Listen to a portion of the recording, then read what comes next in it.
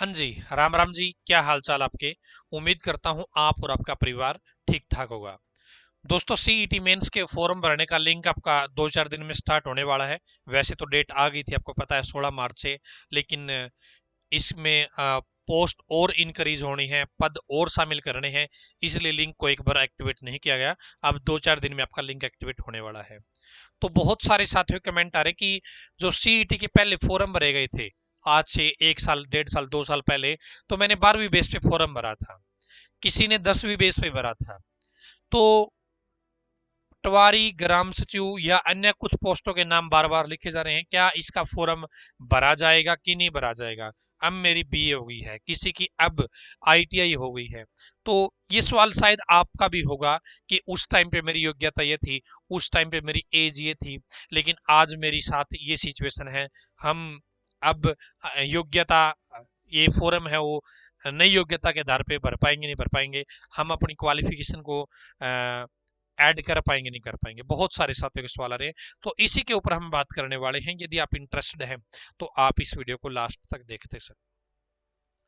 दोस्तों, CET mains की तैयारी करना चाहते हैं आप, ग्राम सचिव, पटवारी, कनाल पटवारी, आप ग्रेजुएशन बेस पे जो कॉमन भर्तियां हैं उनकी तैयारी करना चाहते हैं, या फिर 12th बेस पे जो कॉमन भर्तियां हैं उनकी तैयारी करना चाहते हैं, तो केटीडीटी ऑनलाइन एजुकेशन ऐप पे आपका बैच स्टार्ट हो गया है, क्लासेज स्टार्ट हो गई है, आप ज्वाइन कर सकते हैं।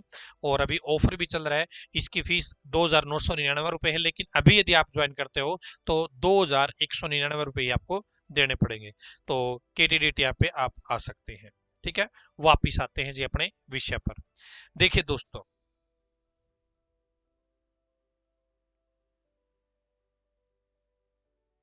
जब ये सीईटी का फॉर्म भरा गया था, सीईटी के में पिछले जो आपका फॉर्म भरा गया था, उस टाइम पे आपने क्या कर रखी थी, 10th कर रखी थी। ठीक है, एक बच्चे ने 10th कर रखी थी। अब उसकी क्या हो गई है, इस दौरान में आईटीआई हो गई है, क्या वो एएलएम का फॉर्म भर पाएगा।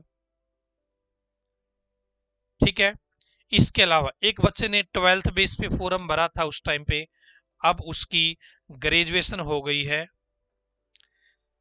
तो क्या अब वो ग्राम सचिव, पटवारी, कैनाल पटवारी के लिए फॉर्म भर पाएगा, या जो ग्रेजुएशन बेस पे वैकेंसी है क्या उसके लिए वो आवेदन कर पाएगा। यदि आज के दिन, यदि आज के दिन, क्या है जी, यदि आज के दिन आपकी एएलएम भर्ती के लिए क्वालिफिकेशन है, साथ में सीईटी क्वालिफाई है,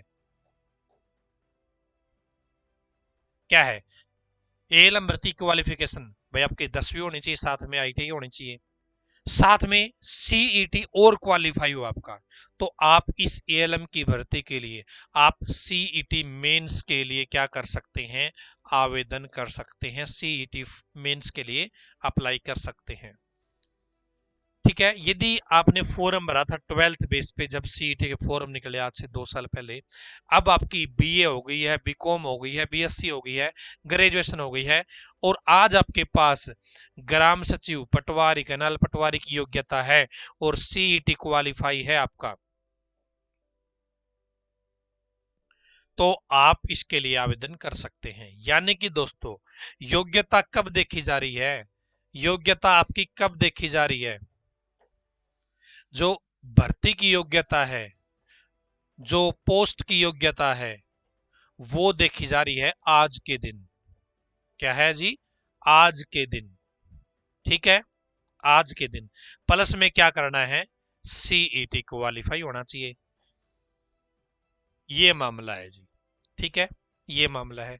तो मेरे हिसाब से आप समझ गए होंगे कि उस टाइम पे आपने क्या लगाया था, आज क्या लगाया है, किस बेस पे क्या चीज देखी जाएगी। ठीक है, उस टाइम पे यदि आपने 10th बेस पे फॉर्म भर दिया, ठीक है, और सीईटी अब आपने क्वालिफाई कर लिया, तो आप अब वाली पोस्टों के लिए अप्लाई कर पाएंगे, यदि आपके पास आज की योग्यता है तो। क्या है, आज की योग्यता है तो।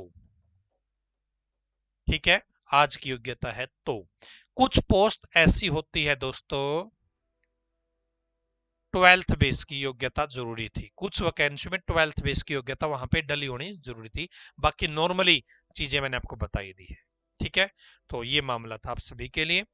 धन्यवाद।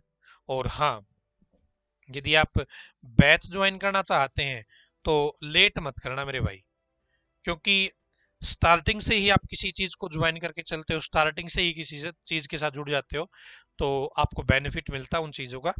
तो आप ज्वाइन कर लीजिएगा बैच डेमो देख के, ठीक है। तो धन्यवाद आपका।